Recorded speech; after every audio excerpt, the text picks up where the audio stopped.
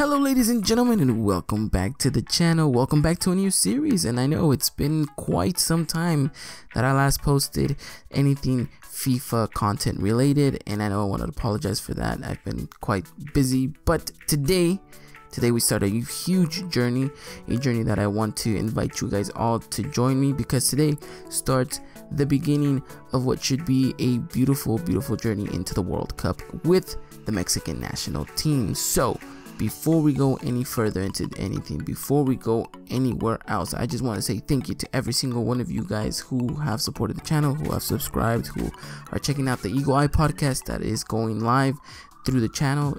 Just everything, really. Thank you guys, and I promise you guys that next FIFA should be a whole lot different. So just trying to find my way around things, trying to find a way to kind of clear everything up. But aside from that, let's get right into what is gonna be this kind of episode 0. I want to say it's kind of more of a preview video, no real gameplay as of yet. I kind of just wanted to give my predictions on what I think the 23-man roster is going to be and what I'm going to be using from here on out. I know Juan Carlos Osorio hasn't given his final 23rd players, but this is really, I think, what he's going to give out, and of course I'm going to go through all of that with you guys. So yeah, without further ado, let's go into the details of what this series is going to be. So we're definitely going to be playing as Mexico, and we're going to be going through the World Cup. And of course, we have the group stage, which is against Germany, Sweden, and South Korea. So the way it's going to work is I'm going to have a video for each game of the group stage. Instead of actually putting it all together, let's try to extend it a little bit more, because of course we do have quite some time before the World Cup even starts, and even then, so we have a little bit more wiggle room to kind of just keep going and progressing with the series. So it's going to be going nice that, so we're at least guaranteed 3 videos per this kind of new series with Mexico. So of course there's this one, and then of course 3 more to follow that will have actual gameplay and actual footage of us playing in the World Cup on Legendary against those rivals I had just previously been naming. So if we do progress out of the group, which the whole objective is to get past into the 5th game, and above and beyond that, so each game will then of course have its own video, have its own gameplay. So we'll be going as that, and we'll be progressing. So hopefully we have a total of 7 videos after this, and then at the end of the day we can be seen lifting the World Cup trophy with the Mexican national team. And hopefully this does not end up in anything bad or anything poor. That worst case scenario, I would imagine, is us not even getting out of the group stage. But not to worry, I think we can definitely go ahead and walk out of there, and then we'll see exactly what's gonna happen. So without further ado, let's talk about the 23-man roster that I believe is going to be the one that Juan Carlos Osorio is going to take, and the one I'm going to use for this kind of World Cup series. And quick shout out to Mr. Tom Marshall, who I'm reading, who took out a great piece on ESPN.com.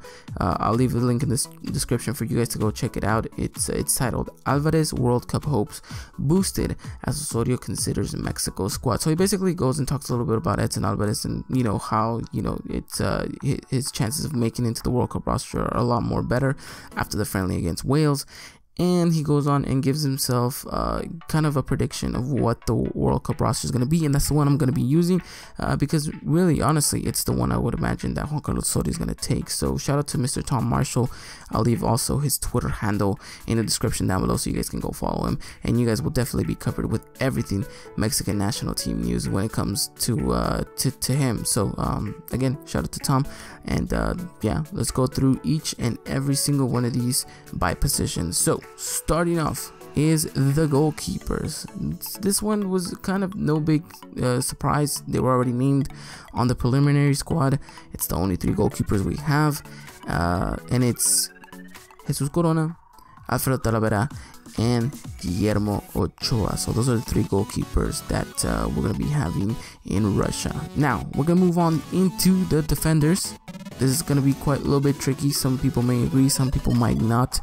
Again, it's only a prediction, it's nothing actually secure, but we imagine that this will probably be what Juan Carlos Osorio is going to take. So moving on to defenders, we have Diego Reyes, Carlos Salcedo, Héctor Moreno, Miguel Ayun, Jesus Gallardo, Hugo Ayala, and Mr. Edson Alvarez himself. Now, a lot of people may question as to why Edson Alvarez, why not Alanis. You know, I think Alanis had a pretty rough year. I don't think, you know, he displayed his best football as possible. And not only that, but I feel like maybe you have the likes of Edson Alvarez, who's going to be very versatile and can fill like technically 3 spots on the pitch, whether it's, you know, center back, right back, or even central defensive mid. So I think the fact that he's so versatile kind of gives him a bit of an edge over Osvaldo Alanis. But let's be honest, if Nestor Araujo wasn't injured, I'm pretty sure that Edson Alvarez probably wouldn't have made it on this final cut. And I think because of that, I think it's very unfortunate what happened to Nestor. You know, no one ever wants to see a player like him go down in injury, especially, you know, so close to the World Cup, and how important he was to our defense, and, you know, everything that he kind of symbolized. But unfortunately for him, in his injury, it does mean that Edson Alvarez will most likely make it into the World Cup roster, which is good for him. Good for him. He's young. He's going to be able to soak this all in, and who knows, maybe he even gets a bit of a game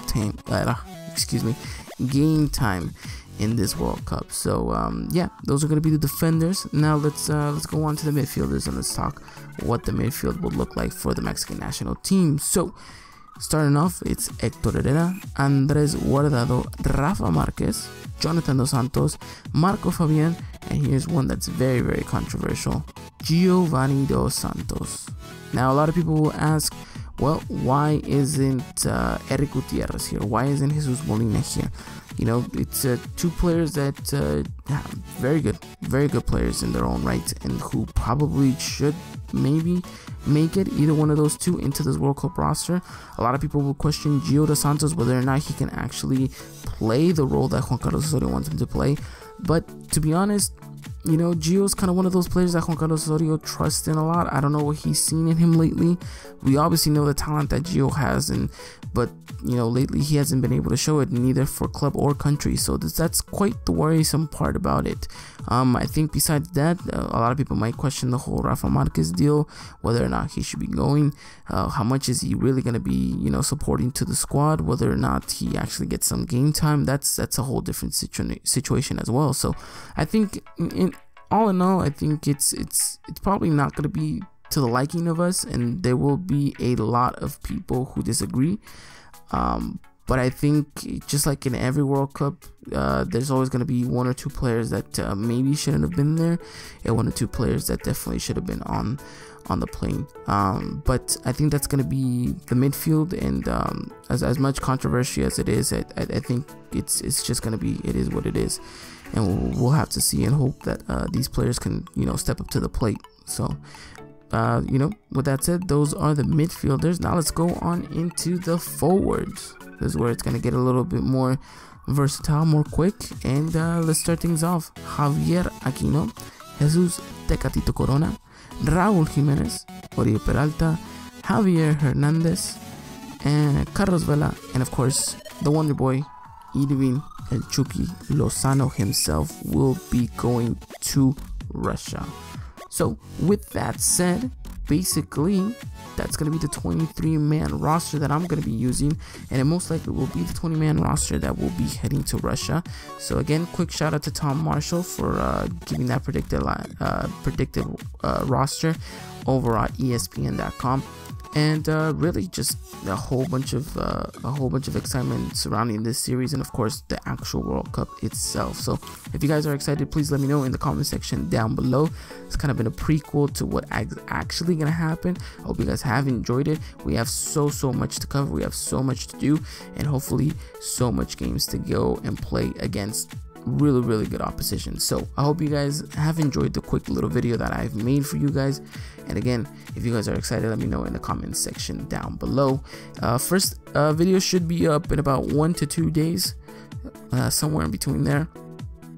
That's kind of how I'm going to be scheduling. It's going to be kind of 1 day upload, 1 day off, 1 day upload, and so on and so forth. And hopefully we can extend that to even further. So again, if you guys are excited, let me know in the comment section down below. Of course, we're going to try to do history with El Tri. And of course, at the end of the day, the objective is, of course, to lift that World Cup trophy. But that is it for me right now, and I'll be seeing you guys very, very soon. And until next time, guys, as always, take care.